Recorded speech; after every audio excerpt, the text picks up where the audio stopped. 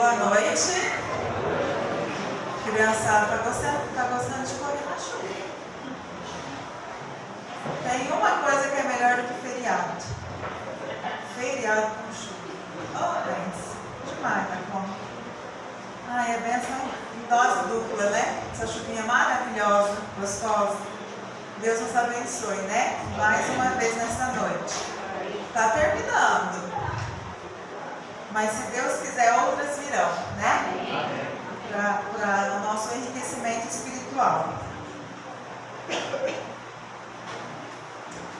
Vamos lá, vamos abrir aí as nossas Bíblias. Deixa eu achar aqui. Gálatas 3:13. Tem alguém que está sem a Bíblia? A gente tem umas ali. Se alguém tiver, levanta a mão aí que a gente pega. Todo mundo?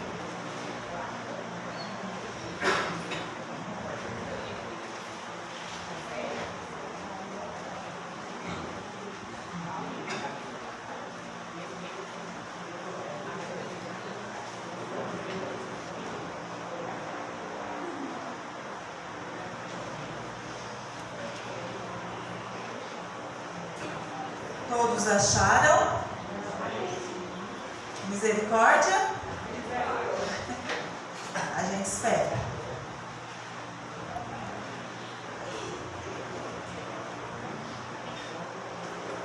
Depois de Coríntios. Atos, Romanos, Coríntios. E depois vem Gálatas. Capítulo 3 e o verso 13.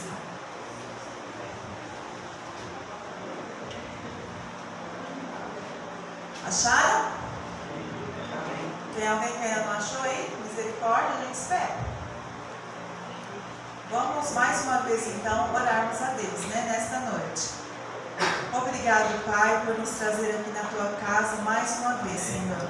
Obrigado porque ao longo desta semana nós estamos sentindo o Teu poder atuando em nossas vidas. Amém. Somos gratos por toda a misericórdia, por toda a graça, por todo o amor e cuidado que o Senhor dispensa a nós todos os dias. Amém. Mais uma vez, Senhor, nesta noite nós estamos com a Tua palavra aberta.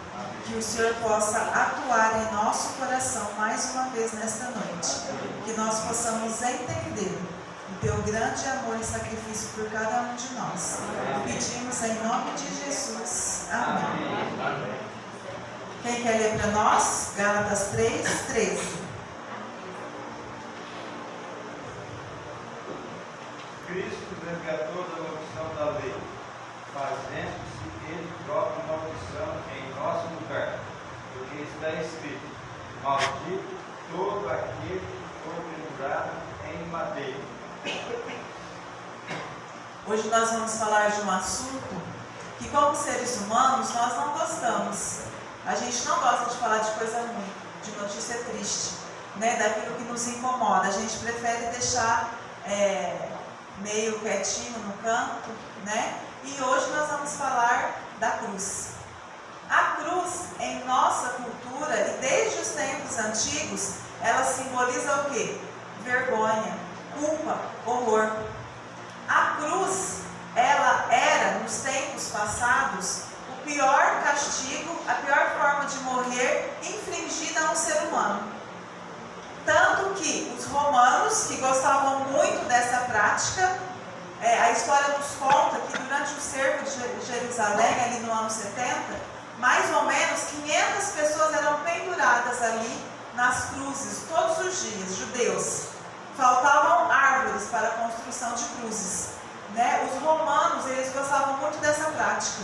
Crucificação, crucificar alguém. Tanto que um romano nunca era crucificado. Ele não poderia receber essa condenação, porque era destinada aos escravos, aos traidores, aos presos, né? Aqueles que perdiam a guerra. Mas os romanos não, eles não poderiam ser crucificados numa cruz. Esse castigo, essa punição não era reservada a eles. Hoje nós vemos cruzes no cemitério, né? É muito comum, principalmente os túmulos mais antigos, eles colocam ali uma cruz, simbolizando a morte. né? Às vezes a gente está andando em alguma estrada e você vê uma cruz, você pensa o quê? Alguém morreu aqui, teve algum acidente, alguma coisa, e a pessoa põe ali, né? O verso fala que maldito todo aquele que for pendurado no madeiro. No tempo dos israelitas, quando alguém era crucificado, não ficava até tarde ali, tinha que ser retirado o corpo dessa pessoa para que não se contaminasse a terra, né? Maldição. Maldito aquele que morre pela cruz, que morre através da cruz. A cruz é o ponto central do grande conflito. Nós vivemos um conflito no nosso planeta entre o bem e o mal. Desde o começo da semana nós temos falado sobre isso. Começou uma guerra no céu, quando Lúcifer então, ele quis usurpar o trono de Deus. Houve uma guerra, ele perdeu a guerra, ele foi atirado para a terra tinha acabado de ser feita pelas mãos da Trindade. Adão e Eva viviam aqui, sabiam da história, se deixaram levar pelas palavras da serpente e então entregaram o governo da terra nas mãos do diabo. E a Bíblia diz que o salário do pecado é a morte. Aquele que peca, ele transgride a lei e ele merece morrer. Ele merece morrer. E lá no Éden, Jesus fez uma promessa para Adão e Eva. Ele disse, olha, Satanás será vencido.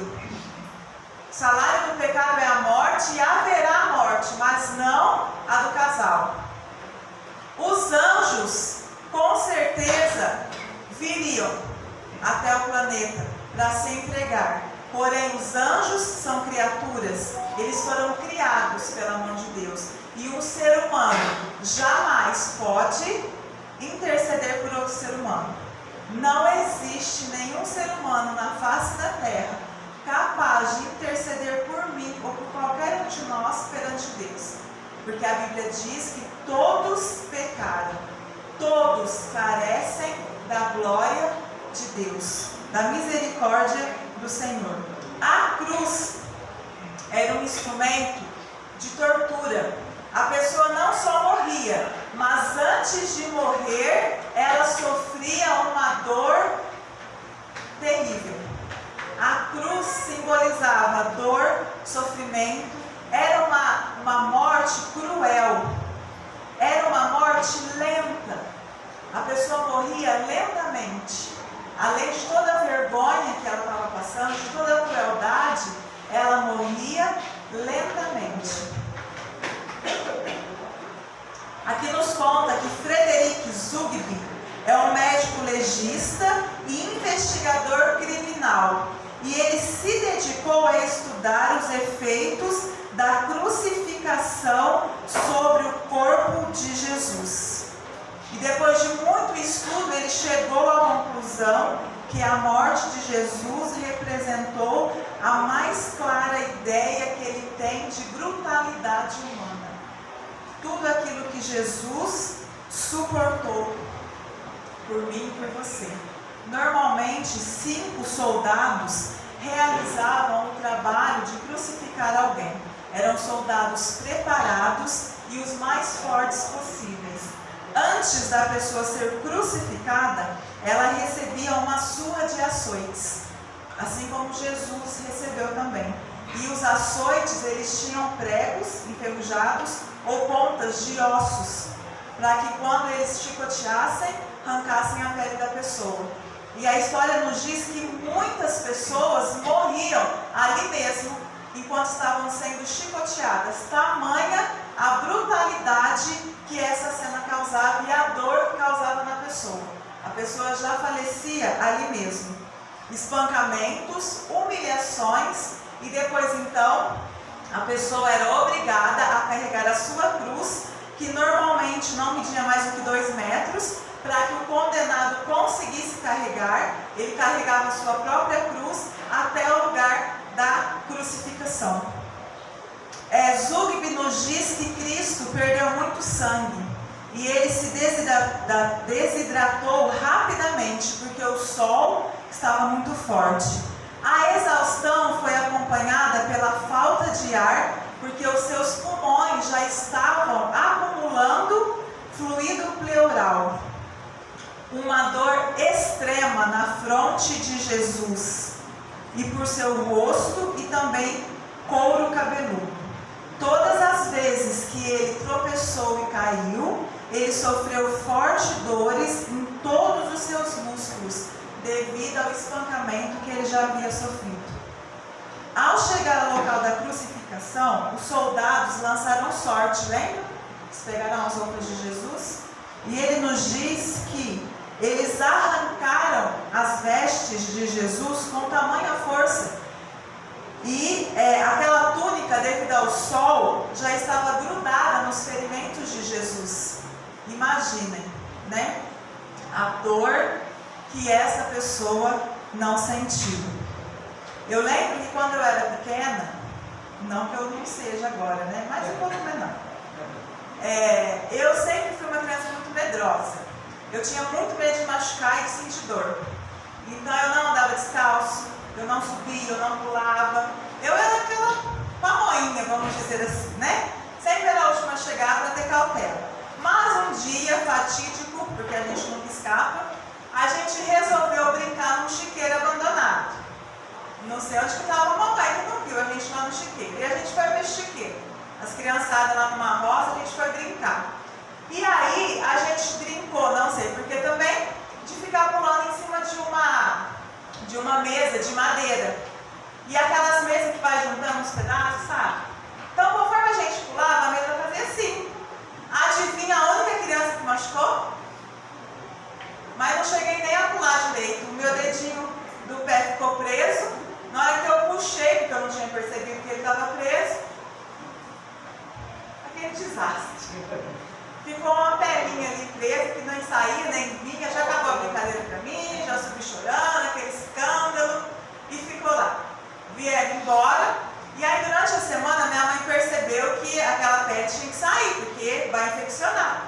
E ela ficou, minha mãe era muito paciente, uma meia hora tentando me persuadir a deixar ela arrancar, aquela paciência que minha mãe tem, conhecendo minha mãe sabe, né?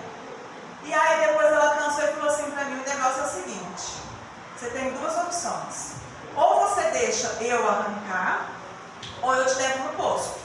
Só que então é o seguinte, eu te amo, sério, eu te amo e eu vou tentar não fazer você sofrer. Lá no posto elas não estão nem aí com você, elas vão chegar e arrancar e aí você escolhe o que você quer. E eu falei para ela, não tem uma terceira opção, deixa aqui, não tá, né, me atrapalhando, faz parte de mim. E ela falou, agora você escolhe, chega, não vou mais te dar chance.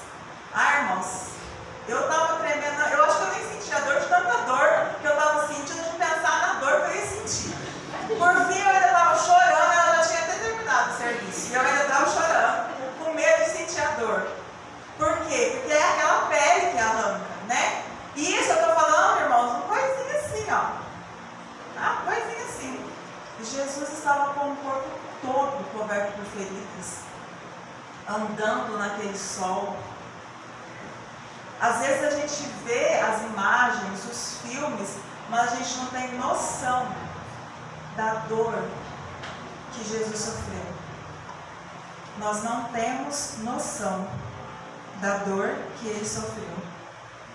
Quando chegavam no lugar para serem crucificados, eles eram amarrados, raramente pregos nas mãos e nos pés, mas a maioria das vezes eles amarravam. Quando eram pregos enferrujados. E aí quando eles amarravam as pessoas, os pés, eles não tinham apoio, né? Ficava pendurado. Então quando a pessoa fazia força para respirar, não tem apoio. Você não tem apoio no pé para você fazer esse movimento. Conforme ela fazia esse movimento, o abdômen fazia um esforço tremendo. E por fim, a pessoa não conseguia mais respirar, porque ela não tinha apoio. E ela morria asfixiada. Ela morria sem oxigênio. E isso nós estamos falando de vários dias. Porque eles eram tão cruéis que eles preparavam o cenário para que a pessoa não morresse no primeiro dia. Não era isso que eles queriam. Eles queriam que as pessoas continuassem sofrendo por o máximo de dias que fosse possível, para que os outros vissem qual era o destino dos traidores, dos escravos, dos criminosos. E foi esse tipo de tratamento que Jesus recebeu. Estudando sobre toda a dor que Jesus passou, esse médico diz que ele passou a pior de todas as dores. Que nenhum ser humano conseguirá um dia passar por tudo aquilo que Jesus passou, por amor a cada um de nós. Ele se fez maldição em nosso lugar. Jesus não precisava passar por tudo aquilo que ele passou. Ele se fez maldição, porque a cruz era símbolo de maldição. Ele poderia ter escolhido uma morte mais rápida, menos sofrida, menos dolorosa. Ele poderia. Mas ele escolheu o madeiro, a cruz, que era símbolo de maldição, vergonha e horror, para mostrar para nós o tamanho do amor que ele tem por cada um de nós. Foi simplesmente o amor de Jesus que o manteve naquela cruz. Não existe outra explicação. Nós nunca vamos conseguir imaginar por todo o sofrimento que Jesus passou. Ele que sempre foi unido ao Pai, ao Espírito Santo, neste momento, além de toda a dor física, ele sente a separação de Deus. Porque naquele momento, ele se fez pecado por cada um de nós.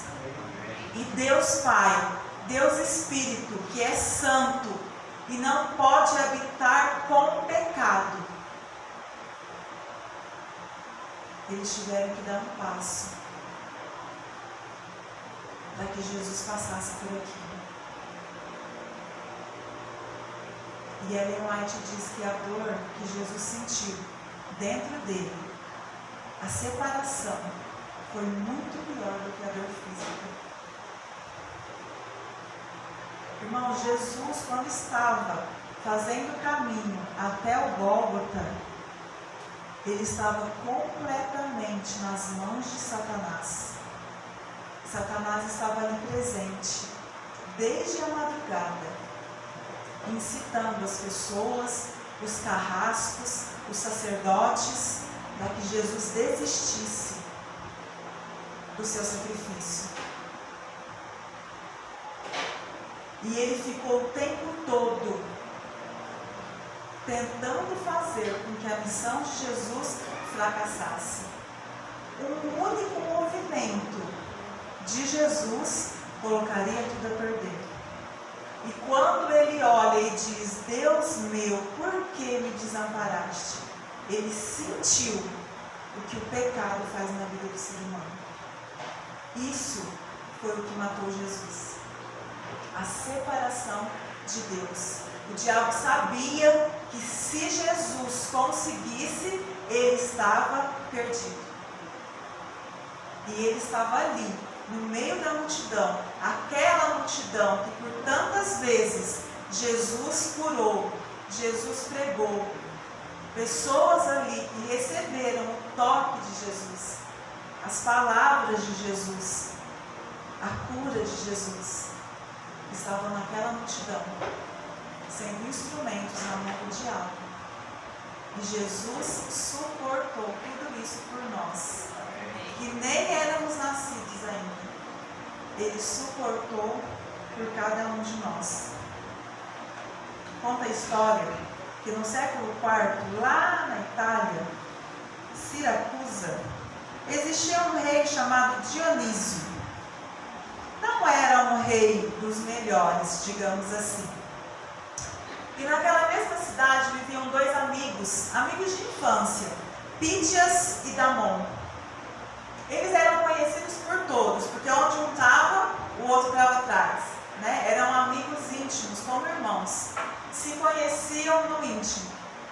Mas Pítias, vendo tudo aquilo que acontecia na época, ele começou a pregar e a falar para as pessoas que poder ilimitado na mão de uma única pessoa não funcionava.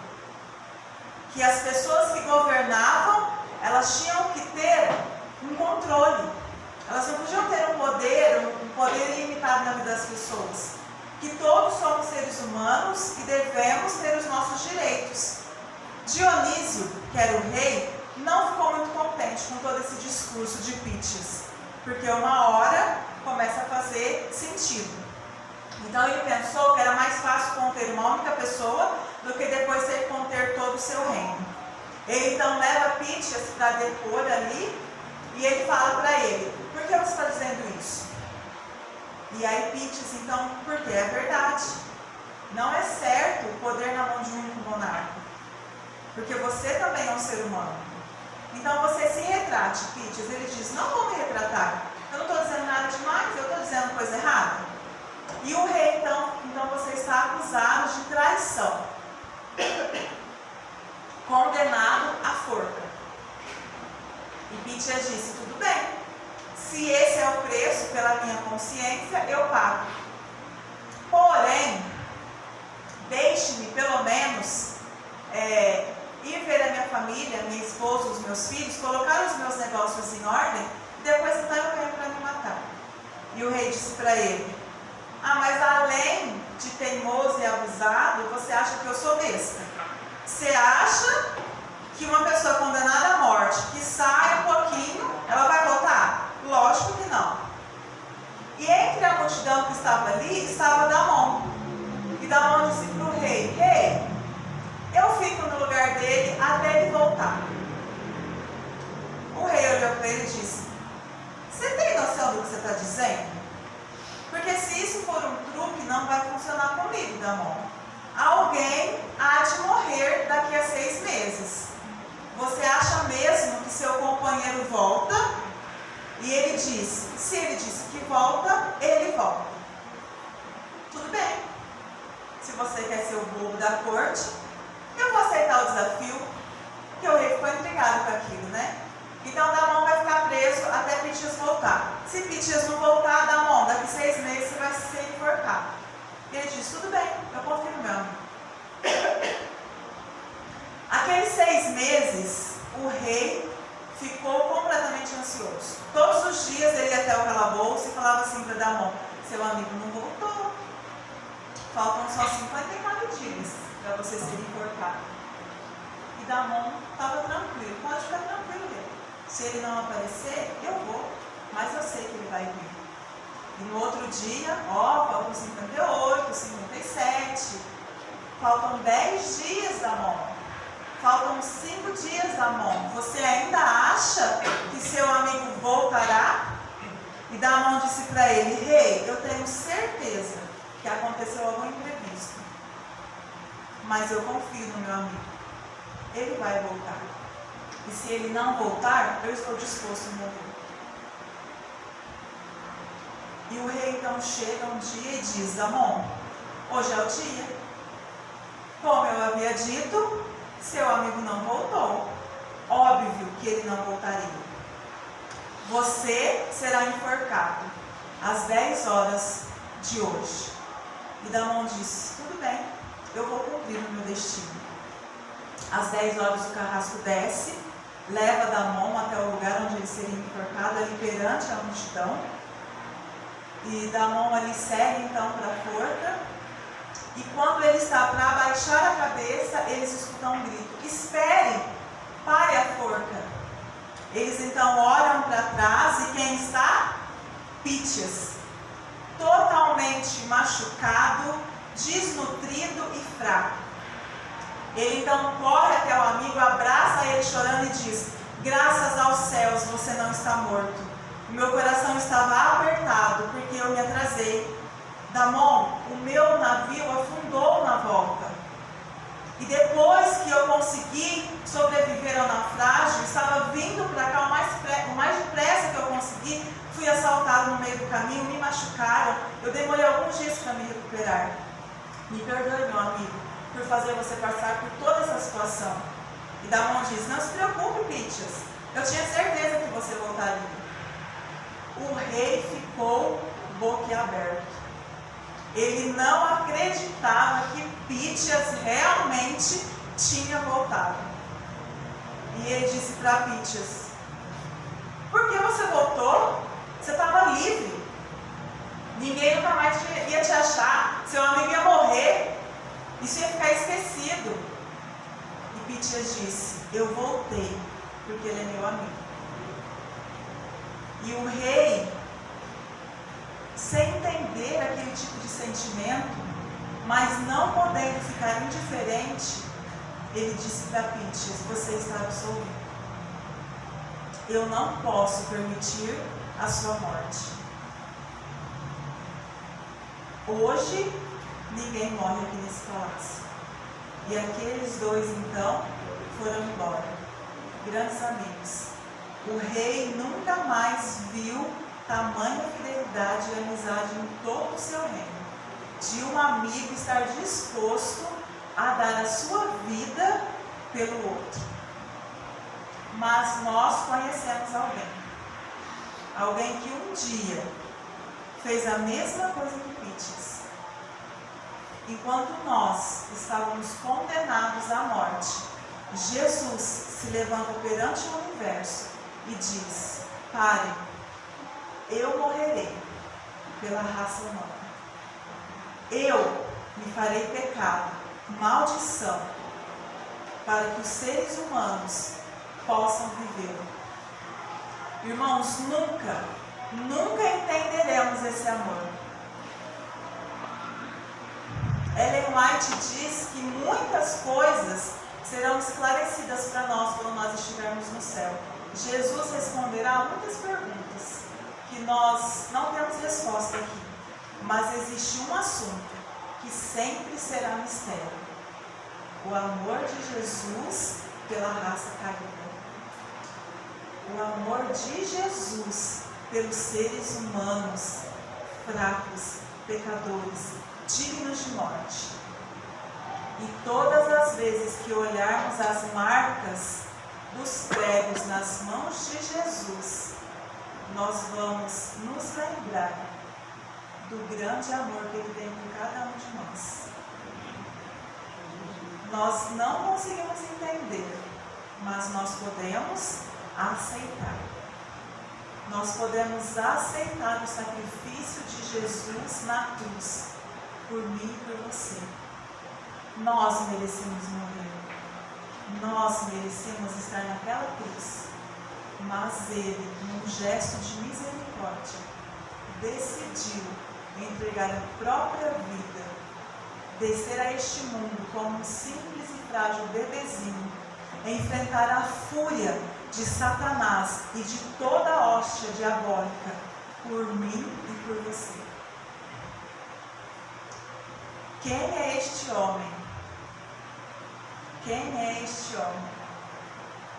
O Gilson vai cantar uma música agora que, para mim, é uma das letras mais lindas que alguém já fez sobre a cruz. E ela diz exatamente isso. Quem é este homem, este Deus que um dia se fez pecado por mim e por você? Enquanto ele canta, entregue seu coração a Jesus. Pense em tudo que Jesus suportou e sofreu na cruz por nós. Tendo todo o poder nas mãos, podendo se libertar a qualquer momento, ele escolheu padecer até a morte, por amor a nós, sem nós nem ainda sermos nascidos. Naquela cruz, Jesus visualizou a cada um de nós aqui hoje. E foi o amor que Ele sente por nós que fez com que Ele suportasse toda a dor que Ele passou. Entrega a tua vida a Jesus. Porque por mais difícil que esteja a tua vida, Ele se fez homem. E isso é a garantia de que um dia o mal será aniquilado. Amém. Um dia nós seremos vencedores e reinaremos com Jesus no céu, porque Ele decidiu descer à terra. Que você possa fechar os seus olhos mais uma vez, meditar na letra deste hino. E se é o seu desejo se entregar a Deus para viver com Ele um dia e tocar as suas mãos feridas, porém vitoriosas, que você se coloque de pé e nós estaremos orando ao final. Oremos. Nosso Pai que estás nos céus, nós sabemos e entendemos, Pai, que foi o nosso pecado que o crucificou. Foi o nosso pecado que o levou até a cruz. Mas obrigada, Deus, porque foi o seu amor por nós que o manteve lá. Senhor, nós não conseguimos entender e mensurar o tamanho do teu amor por nós. Mas como seres frágeis que somos, humanos e falhos, nós nos entregamos a esse amor, Deus. Nós nos entregamos nas tuas mãos, para que o Senhor possa cuidar de nós, para que o Senhor possa dirigir a nossa vida, Pai. Nós aceitamos o teu grande amor e sacrifício por cada um de nós na cruz e seremos eternamente gratos por essa tão grande dor que o Senhor suportou por cada um de nós, Pai. Nos ajude, Deus, para que nós possamos um dia vê-lo face a face, tocar em suas mãos e poder agradecer pessoalmente ao teu sacrifício. Pai, cuida de nós, para que nós possamos meditar no teu sacrifício, para que nós possamos meditar em toda a dor que o Senhor passou, para que assim nós possamos dia a dia nos entregar em tuas mãos. Obrigada por ter nos trazido aqui hoje, Senhor. Cuida de nós agora que estamos voltando para os nossos lares. Que o Senhor possa enviar os teus anjos para nos levar em segurança. Que o Senhor nos dê uma noite agradável de sono e repouso. E que amanhã, Pai, possamos passar um dia de preparação, um dia agradável, para estarmos aqui mais uma vez. Nós pedimos em nome de Jesus. Amém.